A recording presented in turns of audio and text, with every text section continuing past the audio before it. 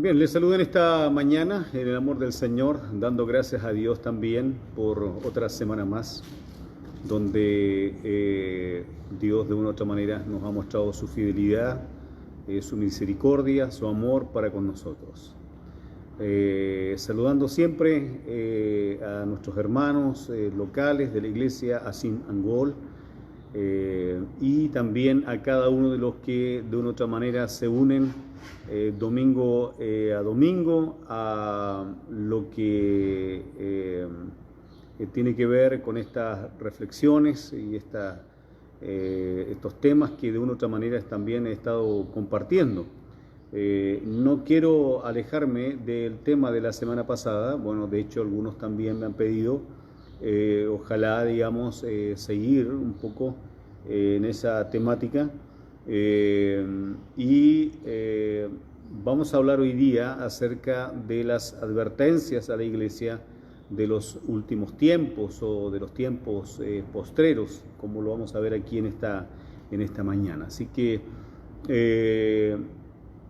vamos a meternos un poco en lo que la iglesia tiene que ver, lo que está haciendo, lo que Dios dice con respecto a las advertencias que nos debe tener preocupados y ocupados nuestra comunión con el Señor. Sin duda, ¿no es cierto?, que una de las cosas que dije y mencioné con respecto a señales de los últimos tiempos, que no lo voy a ver acá, pero tiene que ver con la intensificación de lo que es la violencia. Y esta semana en nuestro país hemos visto, ¿no es cierto?, una de esas evidencias donde la violencia ha marcado también lo que yo creo que no solamente nosotros como país estamos viviendo, muchos países también se han visto marcados por temas de la violencia. Entonces, sí, estamos viviendo tiempos violentos,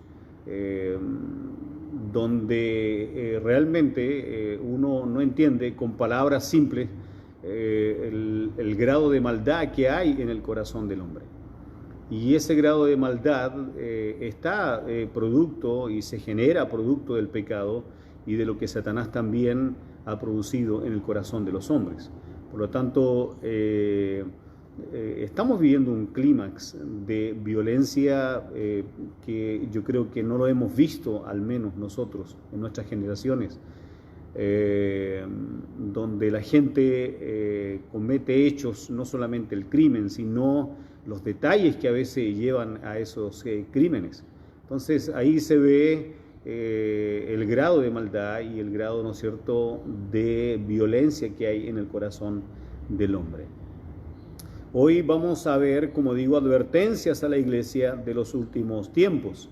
La semana pasada hablé acerca del arrebatamiento y rapto de la iglesia. Dije que eran dos palabras similares de una misma raíz griega, que es harpazo o harpagizometa, que quiere decir o que significa seremos arrebatados. Ustedes lo pueden ver en las Biblias, hay Nuevos Testamentos que se llaman interlineales. Usted lo puede buscar por internet y va a encontrar justamente la palabra en español, no en griego, porque el griego hay que entenderlo para los que saben.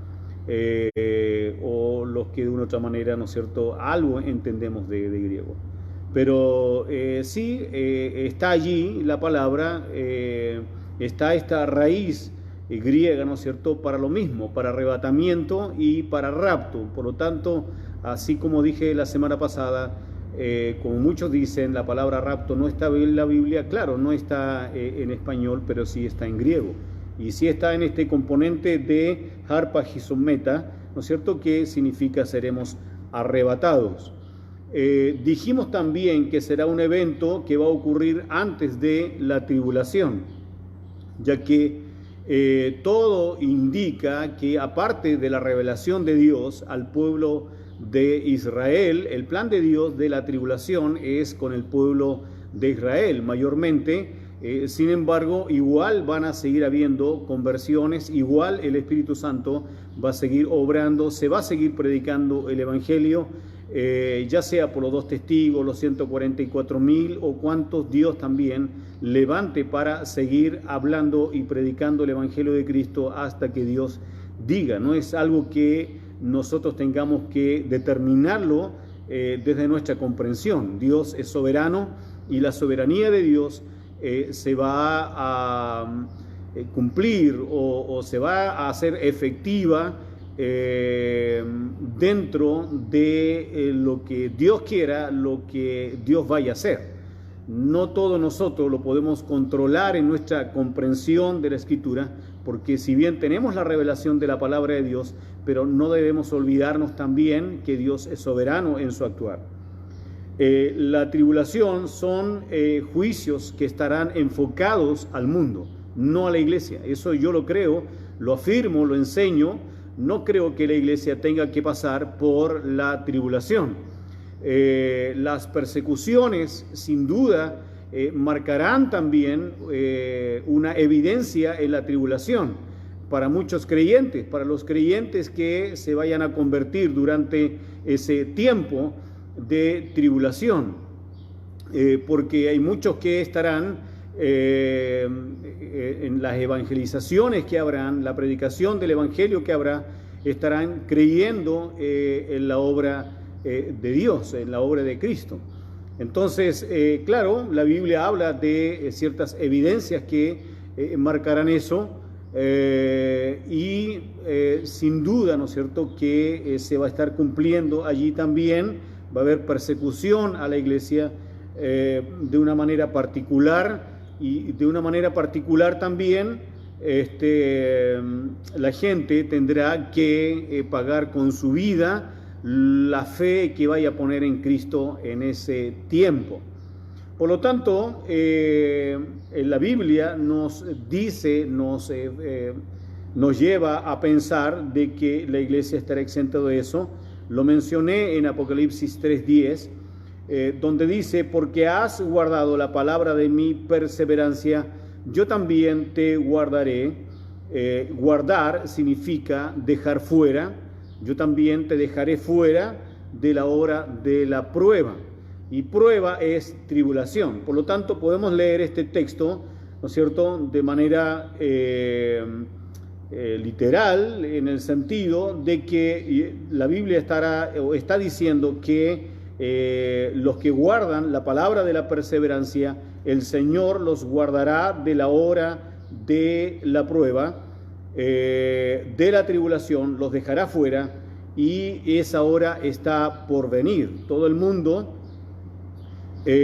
o sobre el mundo, para poner a juicio a los que habitan sobre él, a los que no creen y no están creyendo ahora en el tiempo de la gracia de Dios. Hoy día el Evangelio se está predicando por todo el mundo sin inconvenientes.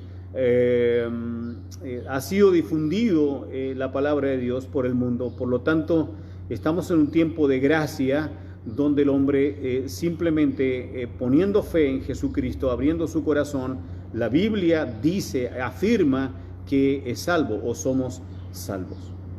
Por lo tanto, los juicios de la gran tribulación estarán dados para el mundo incrédulo y no para la fiel iglesia o la amada o la novia, ¿no es cierto?, de Cristo, que somos nosotros. Pero veamos algunos eventos preliminares, o mejor dicho, la intensificación de ciertos acontecimientos que surgirán desde dentro de la iglesia misma. Lo primero que quiero decir es hablar acerca de la apostasía.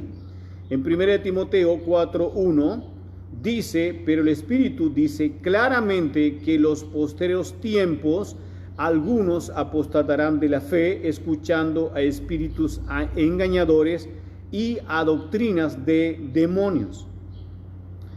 La comprensión de este texto que acabo de leer es que Pablo está hablando primeramente de su tiempo y de los tiempos que vendrían muy pronto a su partida.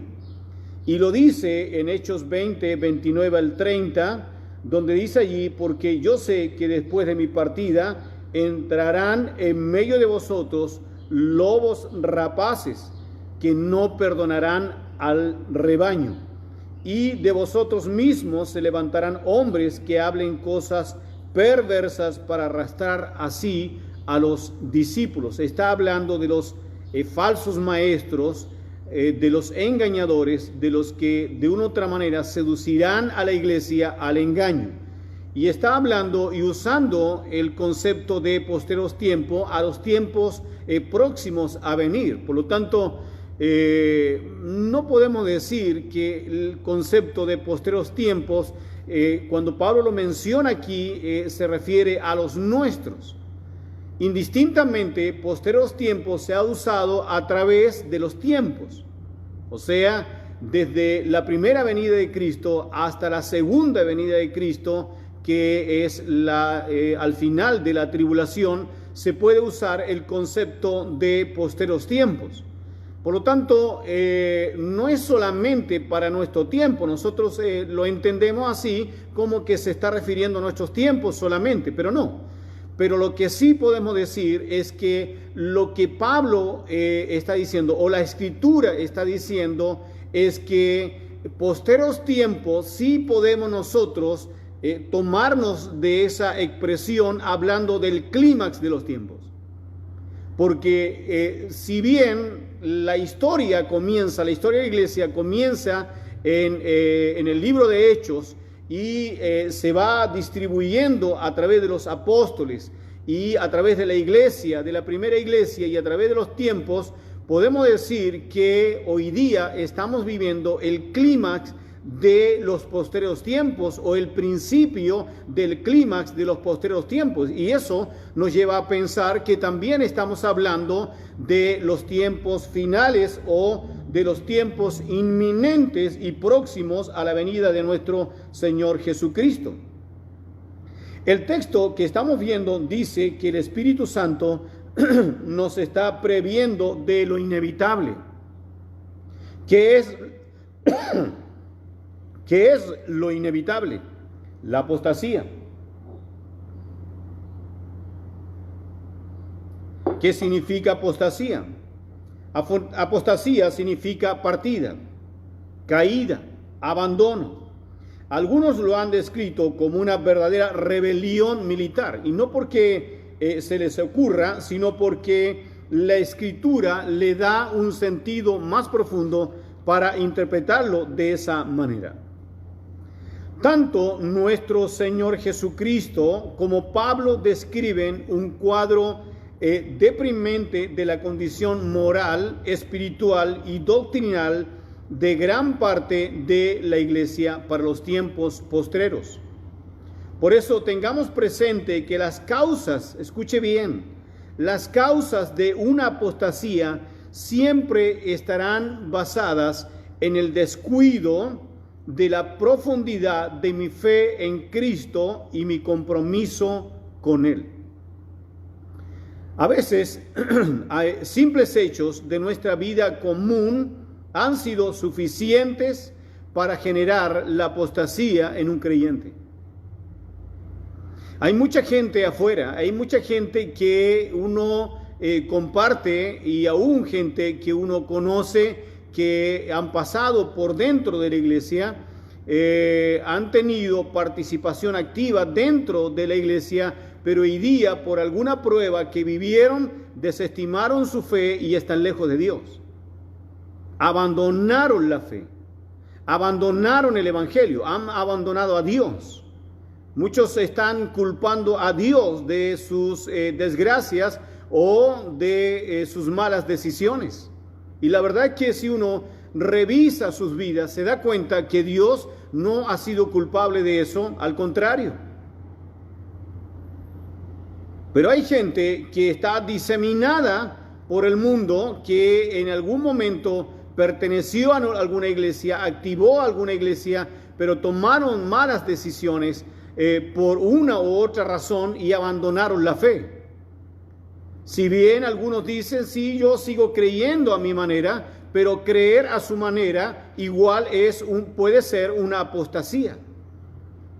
Apostasía es abandono de la fe, es abandono del compromiso, de la intensidad de lo que nosotros tenemos dentro de nuestras vidas y hemos aprendido a través de la palabra de Dios.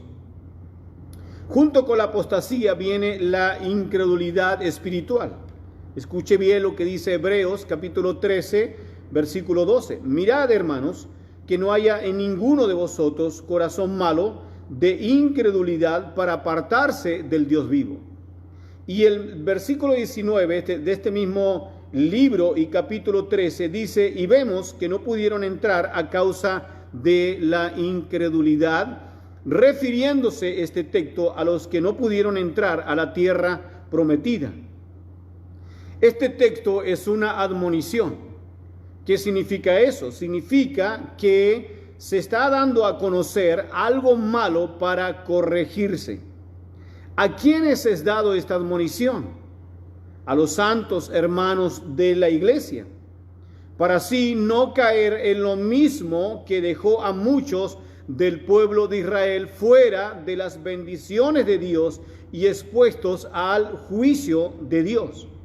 Entonces, es bueno refrescar la memoria, ya que se podía caer en lo mismo teniendo las mismas consecuencias. Y hermanos, esta palabra que es presente para todo tiempo, también para nosotros, puede ser una admonición para darnos cuenta que apartarse de Dios es simplemente desviarse de las bendiciones de Dios y caer bajo el juicio de Dios. Porque no estaremos exentos de los juicios de Dios si nos apartamos de Dios.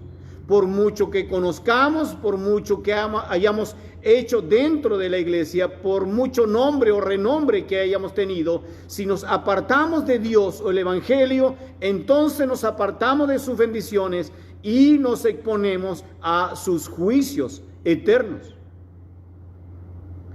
Pero volvamos al texto de 1 de Timoteo 4:1, porque dice allí también que la apostasía es consecuencia de escuchar a espíritus engañadores y a doctrinas de demonios. Escuche bien esto. La palabra de Dios está diciendo que todas las falsas enseñanzas se originan de los demonios. Y el someterse o involucrarse a esta clase de enseñanzas equivale a oír mentiras procedentes de la esfera demoníaca. Y hay mucha gente que buscando, porque no está contenta en sus iglesias, no está feliz bajo la enseñanza de la sana doctrina, de la palabra de Dios, quiere buscar otras cosas, otras sensaciones, otras enseñanzas y han caído en grupos y en sectas que son evidentes que están fuera de la verdad. Y están involucrados allí como si eso fuera verdad. Pero esa es la obra de Satanás, el engaño, la mentira. Y si son sectas, si son grupos apartados de lo que muchos han llamado tradicionalmente las iglesias tradicionales o las iglesias históricas, hay que entender por qué somos iglesias históricas. Y es porque venimos desde los tiempos de los apóstoles, donde la iglesia nace allí en Jerusalén, cuando fue derramado el Espíritu Santo. De ahí en adelante hay una línea histórica de la iglesia hasta el día de hoy, que ha enseñado la verdad y ha enseñado la sana doctrina, y nos tomamos de eso. Y gracias a Dios por la iglesia histórica, porque ha mantenido la verdad de la palabra de Dios. Y no estamos bajo el engaño que donde muchos hoy están buscando sensaciones espirituales u otras doctrinas o verdades un poco más llamativas de lo que comúnmente hemos sido enseñados en la Escritura en nuestras iglesias. La palabra de Dios nos dice también allí en 2 de Juan, capítulo 1, versículos 9 al 11, cualquiera que se extravía y no persevera en la doctrina de Cristo no tiene a Dios. El que persevera en la doctrina de Cristo, ese sí tiene al Padre y al Hijo. Si alguno viene a vosotros y no trae esta doctrina, no lo recibáis en casa, ni le digáis bienvenido, porque el que le dice bienvenido participa de sus malas obras. O sea, en otras palabras, nos está diciendo, y escuche bien esto, no abramos la puerta de nuestra casa a quienes no traen la doctrina de Cristo. Hacer esto es ir en contra de Dios y su palabra. Incluso, y más cautelosos aún, cuando alguna enseñanza te suena extraña, es bueno tomarse el tiempo para dudar de quién te está enseñando y de su enseñanza. Porque hoy día, hermanos, especialmente en este tiempo de confinamiento en que estamos el mundo entero, lo más que tenemos en nuestra mano para escudriñar es justamente las redes sociales o el internet. Y nos metemos en lugares a escuchar personas de todos lados, de todos tipos, muchas veces sin discernir a quién estamos escuchando, y nos cautivamos. Pero no sabemos la historia de aquel personaje, no sabemos la historia o el trasfondo de esa doctrina, sino simplemente nos dejamos cautivar y ahí está operando y obrando los espíritus demoníacos que están sueltos por el mundo. ¿Para qué? Para engañar, para distorsionar la sana doctrina, para desviarnos de la verdad y llevarnos justamente a la oscuridad de la enseñanza. Algo nos cautivó, algo nos llamó la atención, pero tengamos cuidado, hermanos, cuidado, profundo cuidado, discernimiento a Dios y al Espíritu Santo de quienes estamos escuchando, oyendo la palabra de Dios. Hay predicadores que comenzaron bien, pero en el camino terminaron mal. Se desviaron de la verdad.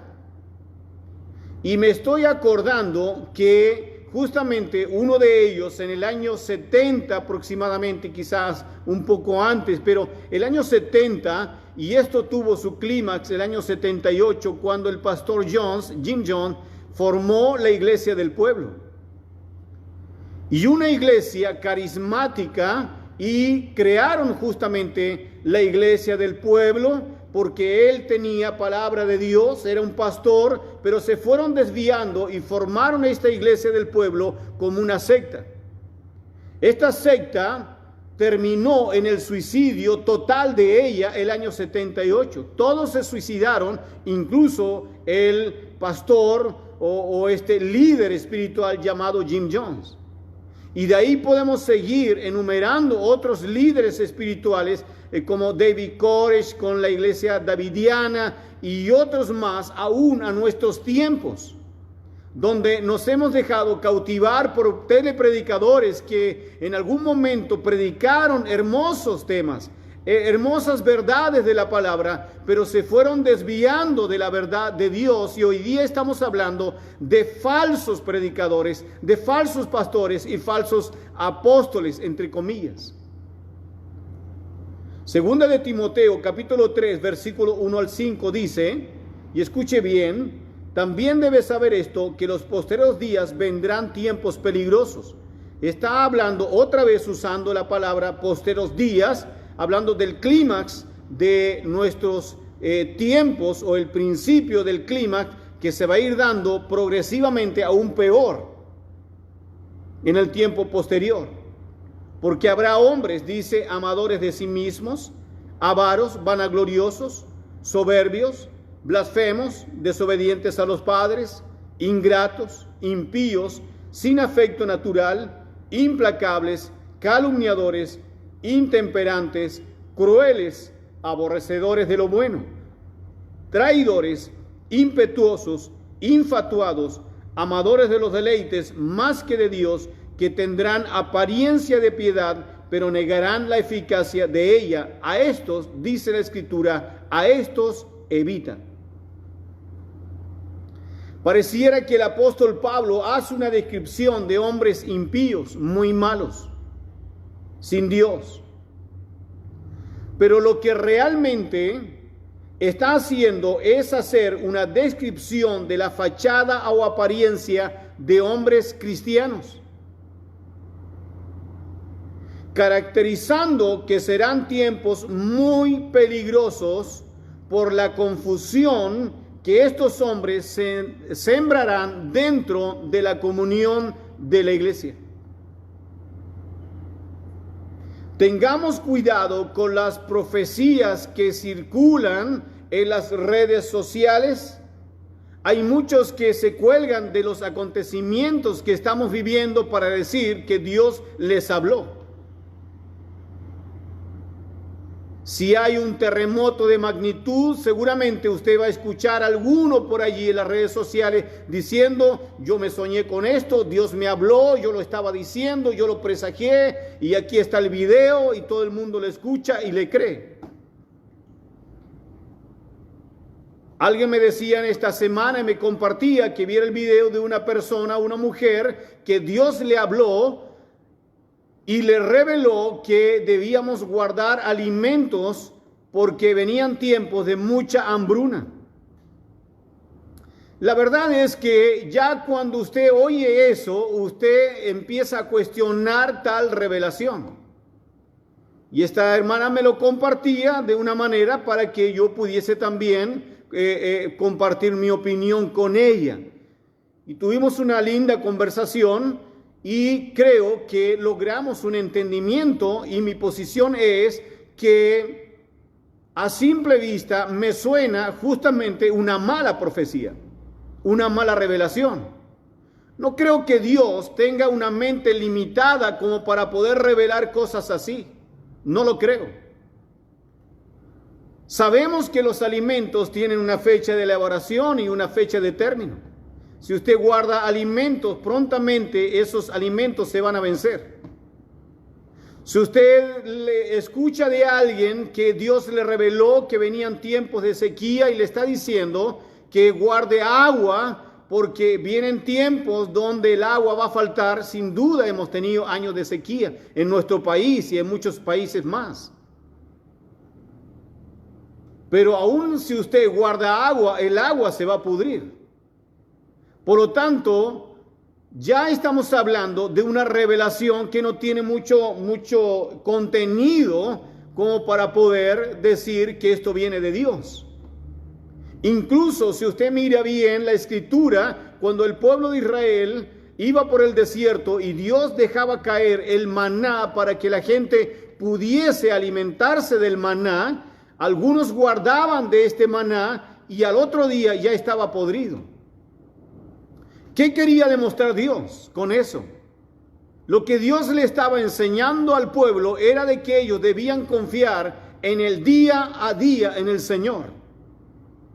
Y aunque alguien pudiera estar hablando, y seguramente no lo va a hacer de parte de Dios, pero si estuviéramos nosotros presagiando tiempos de escasez o tiempos de sequía, tengamos presente, hermanos, tengamos presente que Dios siempre se va a preocupar de su pueblo, de su iglesia, de sus hijos de manera particular. Y el Señor dice: no se preocupen del mañana, yo soy dueño del mañana, yo sabré qué voy a hacer el mañana, pero no se preocupen, preocúpense ustedes de este día. Eso no significa que no tengamos que hacer planes, porque la Biblia dice también. Pero muchas veces, hermanos, nos cautivamos con este tipo de cosas y nos dejamos engañar diciendo o creyendo que esto viene de Dios, y lo hacemos así y lo compartimos a otros y cautivamos a otros con los mismos engaños y mentiras que el diablo está repartiendo en nuestro tiempo para cautivar nuestras mentes. No debemos dejar de confiar en Dios.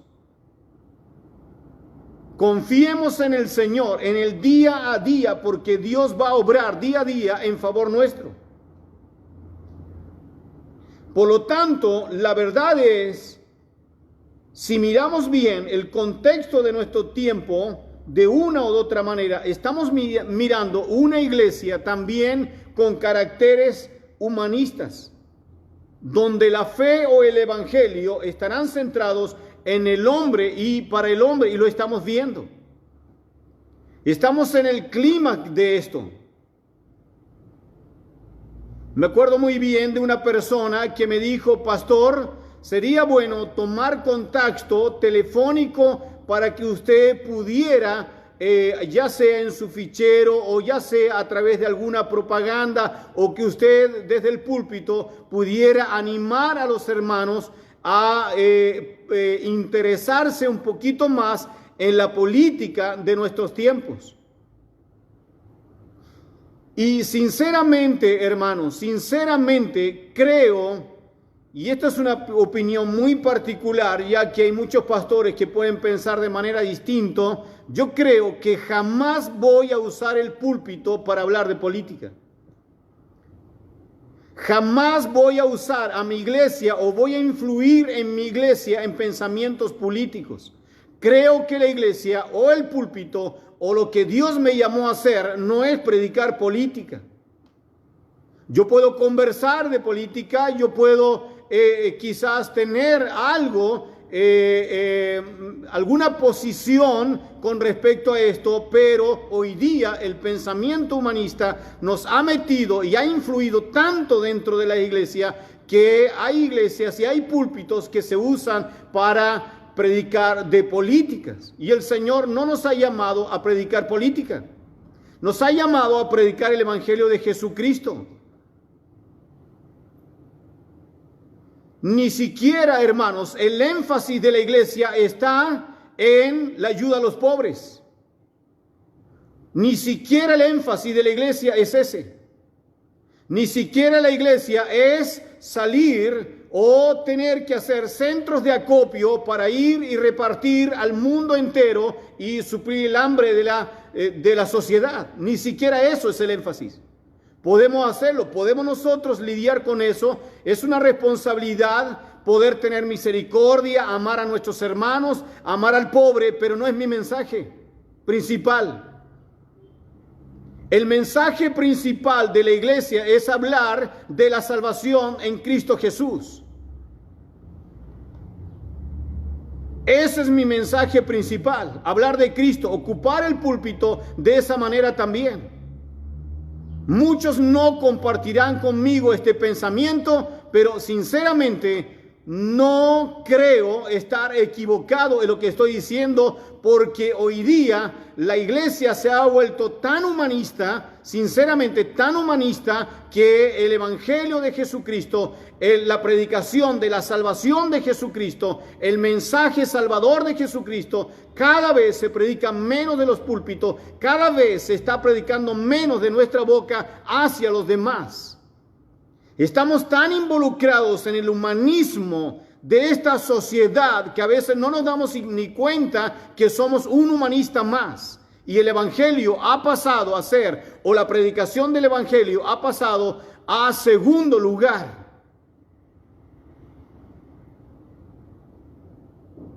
Podemos lidiar con las cosas de este mundo, pero no son nuestra prioridad, hermanos. No somos centros sociales. Somos iglesia de Jesucristo, llamadas a predicar el mensaje poderoso de salvación desde nuestros púlpitos. Ni tampoco somos quienes tenemos que usar el púlpito como verdaderos animadores de las emociones de los demás.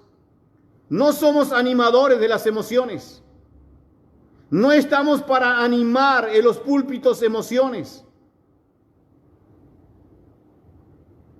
Si no estamos llamados a usar el púlpito o nuestras iglesias o la plataforma que sea para predicar justamente del pecado, aunque a algunos les suene chocante y malo, pero tenemos que hablar del pecado del mundo, tenemos que hablar del arrepentimiento del mundo y tenemos que mostrarle la salida, la puerta que se llama Jesucristo. Tenemos que hablarle de la cruz de Cristo, por qué murió Cristo en la cruz y por qué nosotros debemos creer en el mensaje de Dios para salvación. La Biblia dice en Juan capítulo 3, el que en él cree no es condenado, pero el que no cree ya ha sido condenado porque no ha creído en el nombre del unigénito Hijo de Dios. Gloria al Señor. Que el diablo no nos confunda. Por eso el apóstol Pablo los identifica como hombres ególatras. Ellos son los más importantes. Son ególatras que se envanecen en su éxito personal. Dios y el evangelio no son su prioridad, sino ellos mismos. Es cosa de mirar las publicaciones de algunos predicadores o telepredicadores, sus fotos de presentaciones, grandes artículos o propagandas que uno puede mirar a través de ciertas plataformas, donde concentran también grandes sumas de dineros que se manejan en sus compromisos. Hoteles 5 estrellas donde se alojan porque se sienten verdaderas eminencias, verdaderos artistas. Y nos hemos olvidado que Jesús dijo que no tenía dónde recostar su cabeza. Pero el mensaje es que Dios es un Dios rico y que Dios no tiene hijos pobres y que así como el mundo puede tener, ¿por qué nosotros no podemos tener? Es verdad. Dios nos bendice, Dios nos prospera, Dios nos da del día a día, pero no es nuestra prioridad, hermanos. Tenemos que aprender a vivir el evangelio de Cristo en nuestro tiempo.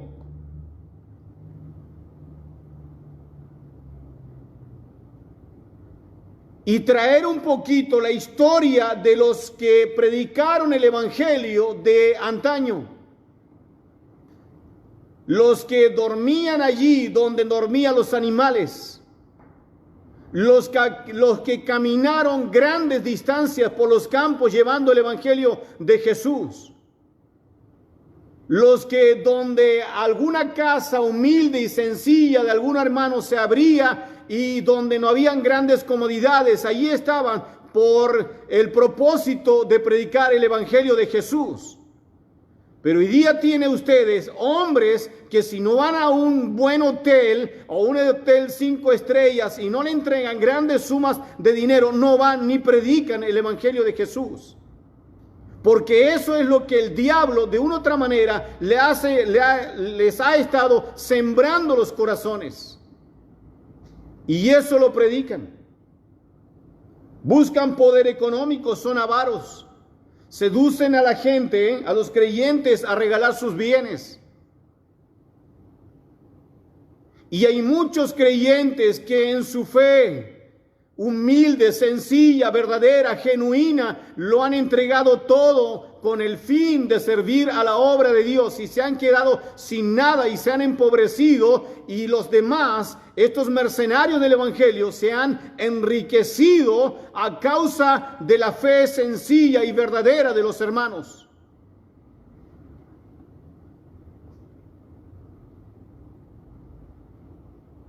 Es aquí donde se concentra la mayoría de los predicadores de la doctrina diabólica de la prosperidad, que lo único que usan los púlpitos es para hablar de la prosperidad, de sus casas, de sus vehículos, de sus grandes capitales, de sus grandes bienes raíces, y etcétera, etcétera. Y lo estamos viendo y viviendo y vemos esa opulencia de hombres exitosos, como que si realmente el evangelio se concentrara justamente allí en el éxito y en la prosperidad. Nos hemos olvidado del evangelio puro y santo que predicó Jesús y que predicaron los apóstoles y dieron su vida por ellos. Buscan reconocimiento, se sienten los mejores, le roban la gloria a Dios. No buscan el aplauso para Jesús, no buscan la gloria a Dios, sino que buscan su propio reconocimiento. Ni siquiera han leído Isaías 64:6, donde Dios dice y nos insta a mirar nuestras mejores obras como trapos de inmundicia. Si en definitiva no vamos a llevar nada a nuestra tumba, los galardones, hermanos, terrenales no sirven, sirven los galardones espirituales, los que estamos haciendo y sembrando en este tiempo para que algún día Dios nos diga: buen siervo y fiel, en lo poco has sido fiel, en lo mucho te pondré. Entra a la gloria de tu Señor. Qué linda expresión si la escucháramos de nosotros mismos. Pero mucha de esta gente no entrará al reino de los cielos. No así, no de esta manera. Y yo me preguntaba, ¿quiénes somos nosotros para robarle la gloria a Dios? ¿Quiénes somos?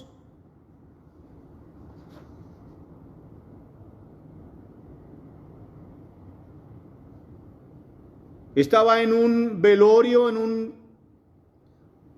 servicio de un pastor que había fallecido. Hablaron todos muy bien, muy bonito de él. De hecho, yo lo conocía, tuve la oportunidad de hablar también en esa iglesia donde estuve. Y sin duda había que hablar buenas cosas de él. Era un hombre muy carismático, un hombre muy sencillo, muy de Dios. Tenía una particularidad dentro de su personalidad que lo hacía ser atractivo. Un hombre para querer, un hombre para amar. Pero me acuerdo muy bien que una hermana que estaba allí y habló también acerca de ese pastor y de las cosas que él hizo y las huellas que dejó, pero ella dijo al final, yo no sé, bueno, igual, no creo que haya sido el momento, el tiempo, pero ella dijo algo muy importante. Bueno, dijo, nuestro pastor está en la gloria del Señor. Entonces, hermanos, comencemos a orar por un nuevo pastor. Y yo pensé que estaba ahí justamente en el asiento, pensé, sin duda, lo que yo pueda hacer de bueno en esta vida, alguien lo va a reconocer, quizás no lo sé. Pero de igual manera vamos a escuchar la misma frase: ya nuestro pastor está con el Señor, oremos por un nuevo pastor. Porque nuestra vida va pasando. Y termina nuestra misión en esta tierra y ahí termina toda nuestra historia. Y toda esa gloria que quizás nosotros muchas veces nos vemos tentados a tener, y muchos se cautivan y la tienen, terminan justamente cuando parten de este mundo. Nadie es imprescindible, hermanos, por muy bien que las cosas o que bien haya hecho las cosas en esta vida. Nadie es imprescindible.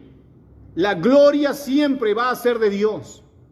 Nosotros somos seres finitos, terminamos, y debemos pensar que nuestras obras, las mejores que tengamos, debemos mirarla como verdaderos trapos de inmundicia para que la gloria siempre sea de Dios. Gloria al Señor.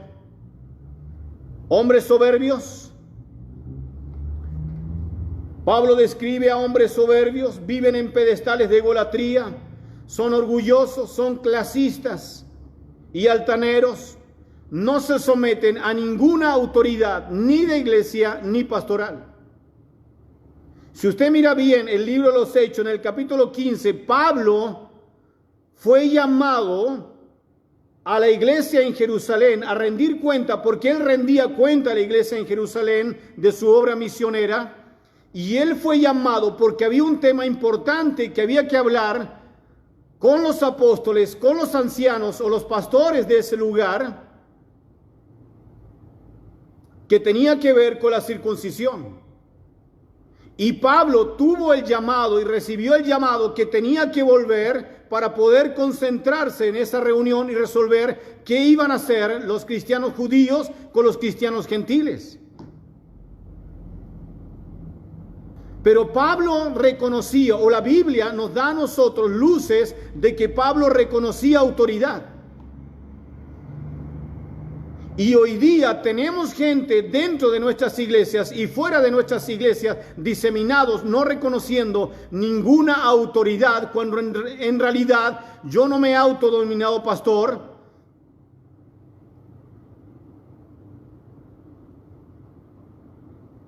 Sino que siempre he dicho, he recibido un llamado de Dios. Dios me puso aquí. Y creo que muchos de los que estamos desarrollando la obra del Señor en este tiempo, lo estamos haciendo en base a un llamado del Señor. Pero hay quienes se empeñan en decir, todos somos iguales, es verdad. Todos somos iguales. La investidura que tenemos, los que ocupamos los púlpitos, no nos hace mejores que los demás. Somos iguales. Pero igual llevamos una investidura donde dice el escritor a los hebreos que tendremos que dar cuenta, hermanos, en algún momento. Y no se lo dice a todos. Habla de los pastores. Por lo tanto, sí hay autoridad pastoral. Y hay quienes no se someten ni a iglesia ni a autoridad pastoral. No creen en la autoridad pastoral, no creen en el sometimiento, hacen lo que quieren, creen lo que quieren.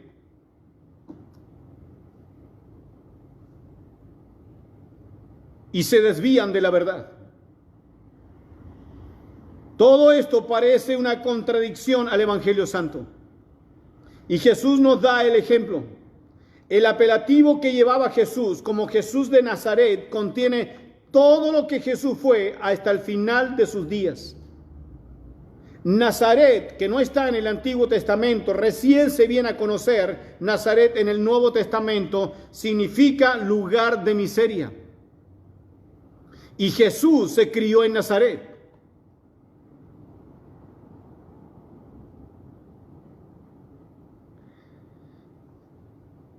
En el libro de Juan, en el Evangelio de Juan, capítulo 1, versículo 43 al 51, Felipe le declara a Natanael que Jesús es el Mesías.